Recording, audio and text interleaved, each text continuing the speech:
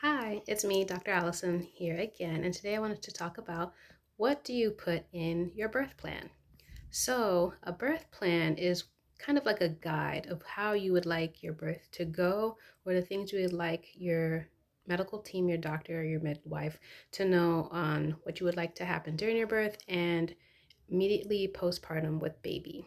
So, some things that I like to tell my clients to include or at least think about is like the environment of your labor. So, let's say you're laboring in a hospital. Do you want the lights to be dim? Do you want the lights to be off? Would you like to keep that an open mind? You just don't know. You just write that down. Um, do you want things to be more quiet? Do you want people to be whispering? Or would you like music or you don't care um, about sound at all? Sound that doesn't distract you.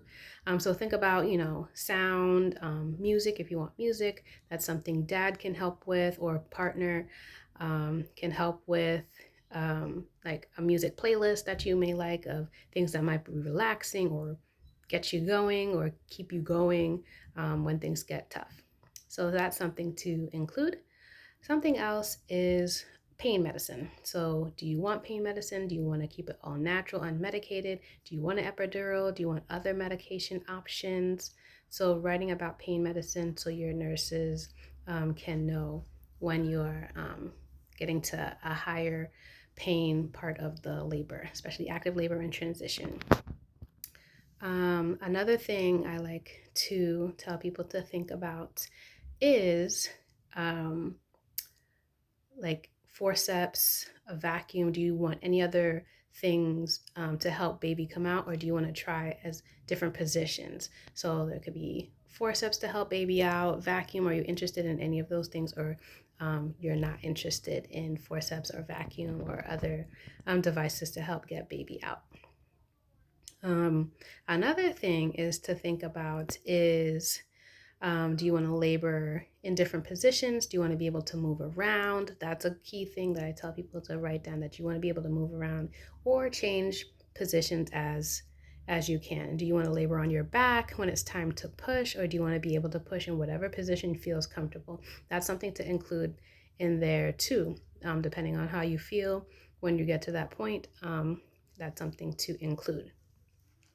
Another thing is laboring in the water. Do you want to labor in the water? Do you want to walk around? How do you want to be when you're having contractions in the hospital? Or if you're going to be at home, you can tell your midwife as well, like, I'm going to want to do this or that. Another thing is um, after when baby comes out, do you want your partner to cut the cord? Or do you want the nurses to do that? Another thing is, do you want to delay cord clamping? So I recommend delaying cord clamping, and I think I have another video about this, of at least 30 seconds to a minute till the cord stops pulsing. Or do you just not care? You just want to cut it right away? What are your thoughts on that? So that's something to think about too. Do you want to delay cord clamping even a little bit, or do you want a lotus birth that you just want to keep that entire placenta and the cord intact until it falls off naturally? That's something that you'll want to let your care team know. Or do you want to save the placenta? Do you want to do placenta encapsulation? Do you have a doula that's going to do that for you? If you're going to save the placenta, and they're going to grind it and put it into pills so you can eat it or do whatever you want with it, not something else. Another thing to include is afterwards, once baby is out, do you want skin to skin? I would highly recommend that. In that golden hour to get breastfeeding going and to warm the baby, to give baby, to regulate baby's temperature while they're on you. That's something I like to include in there, that that you want skin to skin. And most hospitals are coming along now, and they are actually telling you like, oh no, this is golden hour. Here's your baby. But some hospitals are not. So that's something to include, that you want skin to skin. Another thing is, are you breastfeeding? Are you not? So to include that too, to talk, and all of these things you should be talking to your care team about prior, but this is also for the nurses that you're going to get while you, once you get to the hospital. if that's where you're going to be delivering, or a birth center. So, are you going to be breastfeeding? Do you want formula? So they can know not to mention that to you. Um, Pacifiers, do you not want them to give you any pacifiers or give the baby any pacifier? Let's say the baby goes to the nursery, not so much now with COVID, but do you want any introduction to the pacifiers? If not, put that in there, that you don't want any introduction with pacifiers. And the reason for that is sometimes that can delay or inhibit breastfeeding, just with some confusion, or with the nipple and things like that. And sometimes it doesn't, but it's a possibility.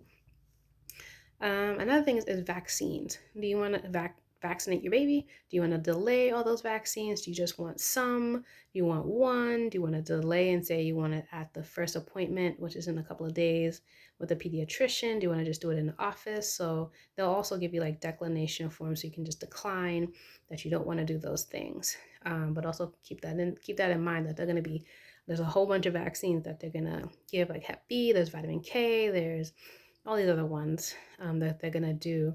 And there's benefits to some, in my opinion, but do your research, so when you get to that point, you're not like, oh, what is this? I didn't do my research. I don't know what to do. So do that ahead of time. And another thing is, do you want birth pictures?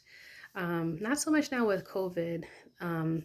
Certain hospitals aren't allowing the photographer to come in. Some have their own.